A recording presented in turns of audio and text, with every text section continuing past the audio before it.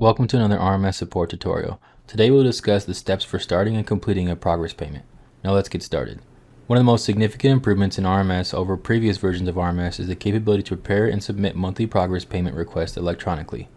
Advantages to using RMS 3 to perform this task include quicker communication between you and the government. RMS 3 will assist you in preparing a proper pay request using built-in forms. There are several steps that must be completed for RMS 3 to create a proper pay request. You must ensure the government has the correct payee office address. Payments are made by electronic funds or EFT. This information should have been included with your bid or proposal. If the EFT is not set up, a check will be mailed to the contractor's address on file in SAM.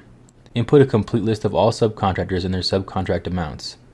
This information is input in the section of the administration and subcontractors. Have an approved activity schedule. While some offices may allow you to submit a pay request without an approved schedule, they do not have to make this accommodation. They may also assess a 10% withholding until you have an approved schedule. Update your activity schedule with current progress percentages and/or quantities.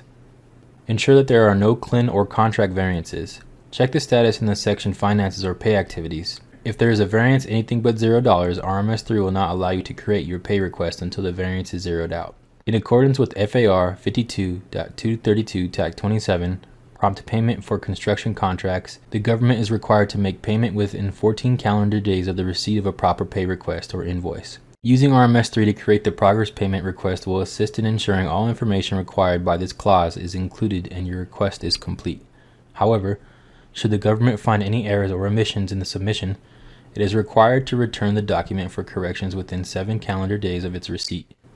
The 14 calendar day time frame for payment will be reset upon receipt of the corrected invoice. If the contractor deletes or reduces actual cost of an activity ID previously paid, RMS will withhold earnings from their current request to recoup the value. The contractor will need to create new activities or readjust activity values to offset the negative value. If the contract is set up to use SDEF files, the contractor should make the corrections from the scheduling software and then import a new SDEF into RMS to apply the corrections rather than manually entering activities directly from requested earnings. This correction will be discussed later in this video. To begin completing a progress payment, navigate to the Finances tab. Click the Progress Payment module. In preparing a pay request, there can only be one open unpaid invoice at a time. Once a payment is made on an invoice, as indicated in the Status of Payment column, you may initiate the payment request for the next pay period. Generally, pay periods run from the first to the last day of the month and are prepared monthly. However, consult with the designated local USACE representative for the standard procedure within the office that is administering the contract and follow the provided directions. When RMS 3 is ready for a new pay request, the Prepare Pay Request Number box will be shown at the bottom of the screen. Click on this box to start the pay request. A systematic approach to the process will simplify your efforts and reduce the chances for errors and rejection of your invoice.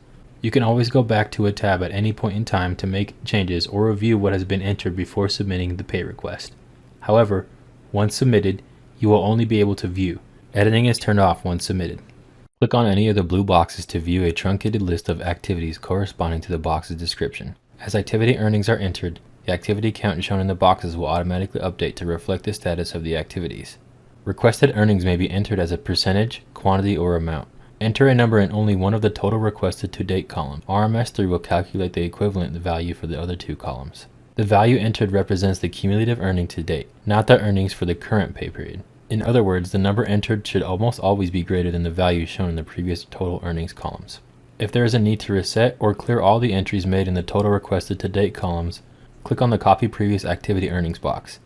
This will remove all the requested earnings at one time. Use this tool only when you want to remove all the requested earnings for the current period. For this demonstration, we will click Cancel. If you are in a pay request and you notice a negative payment, there are two ways to correct this. If using scheduling software, go back to the scheduler and convert the activity ID to the original activity ID, then re-import the SDEF file. If there are no SDEF files used, search for the name of that particular description or activity number, then input the negative amount as a positive number on the new activity, and this should cancel out the negative amount accordingly. The Requested CLIN Earnings tab is a read-only view that summarizes the results of the activity earnings entered on the Request Activity Earnings tab.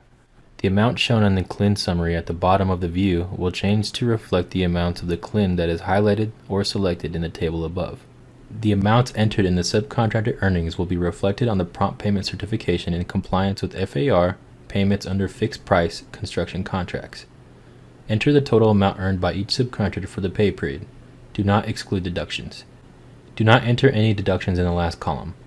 FAR 52.232 TAC 5 prohibits you from holding any money due to subcontractors. This must be done by the government. If you need to deduct from any subcontractor earnings, inform your USACE representative with the amount and reason for the deduction. It is the government's responsibility to include this deduction in the progress payment. If you wish to update previous subcontractor payments, simply check the box. For this demonstration, we will leave this unmarked. When there are circumstances that require requests for additional earnings that are not included in the pay activities, this adjustment is added to the pay request on the Additional Earnings tab. Additional earnings are the amounts which are a compensable component of the contract, but may not be directly associated with the pay activity. This could include preparatory work, performance, payment bonds, and stored materials. In practice, stored materials should be a consideration for additional earnings. Since the sum of the pay activities must be equal to the total contract amount, there should be pay activities which account for preparatory work and bonds, thereby eliminating the need to consider payment for these additional earnings not included in activity earnings. Payment bonds are a cost reimbursable expense. Although RMS 3 provides a means for accommodating earnings outside of activities, use of this process requires close monitoring and adjustments as the work progresses. Before entering amounts on this tab, consult with the designated USACE representative. If the Additional Earnings tab looks like the one above, displaying the additional earnings is not included in the above activity earnings message, inputting amount in the estimated stored materials including in activity earnings is optional. Discuss this with the designated USACE representative and follow his or her direction. In the Payment POCs tab, enter the requested information in the fields provided. Occasionally, a contractor will offer incentive to the government if payment time is decreased from that which is required by the contract. If the contractor does offer such a discount, it is important that it be flagged to ensure the payments is released to take maximum advantage of the discount. Ensure the name entered in the certification by fields is authorized to certify progress payments for the prime contractor. This is the person who will ultimately sign the pay request before it is submitted to the government. This person must be assigned a user role that includes read and write access to progress payments and requested earnings completed. The pay period through and payment invoice date can be entered on any of the invoice screens and must be entered prior to completing the payment. Checking the requested earnings complete box will lock the invoice and send it to the government. Once the invoice is locked, no additional changes can be made while in government review. Note, RMS will generate the prompt payment form when this button is clicked and notify the government the payment is complete, but RMS will not sign the prompt payment form. Prior to exiting the payment, navigate to the document package and sign the prompt payment form. The final steps are generating the progress payment request, signing it, and submitting it to the government after completing input on the previous tabs. If you have other documents that support the pay request, add them to the document package before submitting. Draft documents are no longer visible to the other side until marked complete. That means the government cannot see draft contractor documents and the contractor cannot see draft government documents until they have been marked complete. To preview the prompt payment certificate, double-click the title. To save the prompt payment certificate outside of RMS 3, click on File, Save, and select the location you wish to save. To sign the report, select the document and click Sign Selected Documents. From here, select the document once more and click Next. Ensuring that the digital signature position is correct, click Finish and enter your PIN or password. Then click Sign. Once this document has been signed, click Submit for review.